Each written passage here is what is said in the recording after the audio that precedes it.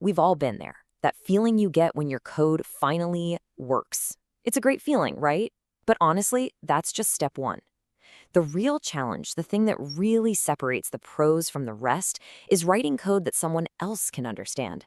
Code that's built to last, code that your teammates, and hey, even you 6 months from now, can look at and not want to tear their hair out.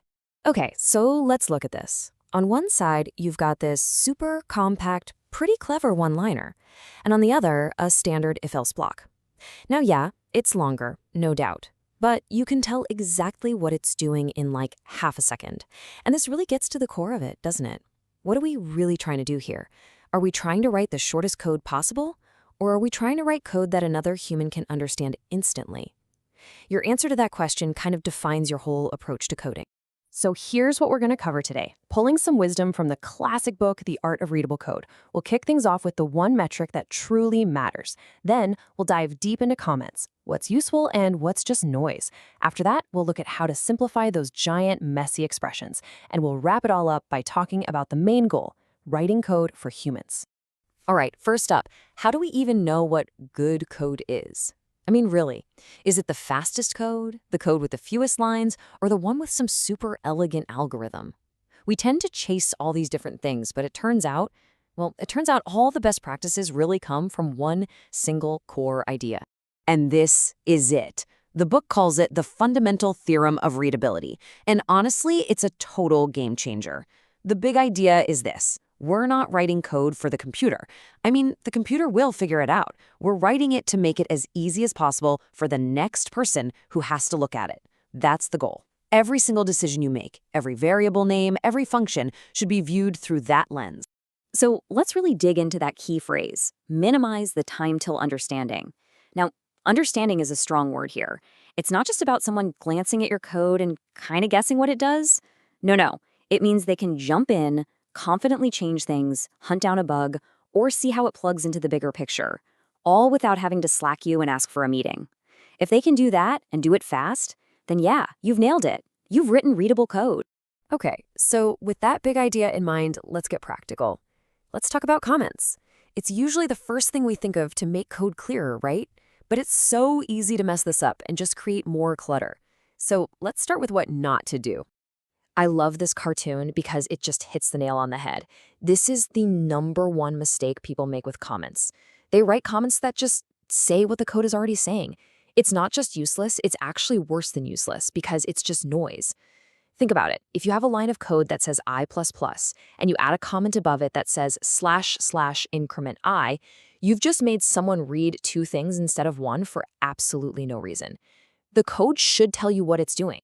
So yeah, there are a few types of comments that you should just stop writing right now. Comments that are just there to check a box. But the big one is what I call a crutch comment. If you find yourself writing a whole paragraph to explain a variable or a function, stop. That's a huge red flag. It doesn't mean you need a better comment. It means you need a better name for that thing. Always remember this. Good code is way, way better than bad code that's explained with a good comment. Okay, so if we shouldn't be commenting on the what, then what's left? What are comments even for? Well, they're for everything the code can't tell you. They're for the why, they're for the context, and they're for pointing out all the hidden traps you want to warn the next developer about. The best way to think about it is like a director's commentary on a DVD. The movie shows you what's happening on screen, right? But the commentary track is where the director tells you why they chose a certain camera angle or why an actor delivered a line a certain way. Your comments are the director's commentary for your code. Use them to explain why you did something, why this algorithm and not another one. What are the known trade-offs here? Are there any weird performance issues someone should know about? You're giving the context that the code itself just can't provide. And here's a super practical way to do that. Use standard markers. These are like little signposts that every developer recognizes. To do means, hey, I need to come back to this. FIXME is a straight-up admission that, yep, this part is broken. Hack is you being honest, saying, look, this isn't pretty, but it works for now. And XXX is like a big flashing red light for a serious problem. When you use these, you're creating a quick, scannable map of all the work that still needs to be done. And this image of the wet paint sign, that's the exact mindset you want. You wrote the code, so you know its secrets. You need to anticipate what might trip someone up. Is this function going to be super slow if you pass it a giant array? Is there a weird edge case that took you an hour to figure out? Leave a comment. It's your wet paint sign. You're saving the next person from making a mess because they don't have the context you do. But look, comments are great, but they can't save bad code. At the end of the day, the code itself has to be clear. And probably the biggest enemy of clear code is that giant, tangled, impossible-to-read line of logic that we've all written at some point. The book has this hilarious and kind of gross analogy for this. So, a giant squid has a donut-shaped brain, and its esophagus runs right through the middle. So if it tries to swallow something that's too big, it can literally give itself brain damage. And you know what? Our brains are kind of the same. We can only hold like 3 or 4 things in our head at once. So when you try to read a massive line of code with 5 different things happening, you're basically doing the same thing. You're overloading your brain and you completely lose track of what's going on. So how do we avoid giving ourselves brain damage? Well, the easiest trick in the book is something called an explaining variable. Just look at this before example. To understand it, your brain has to juggle splitting a string, then grabbing the first element, then stripping white space, all before it even gets to the comparison. It's a lot. But look at the after. We just pull all that stuff out into a variable called username. Now the if statement reads like plain English. See? It's not just code anymore. It's telling you its purpose. And here's a similar idea called a summary variable. Now in this case, the logic isn't super complicated, but it stands for something bigger. It's a concept.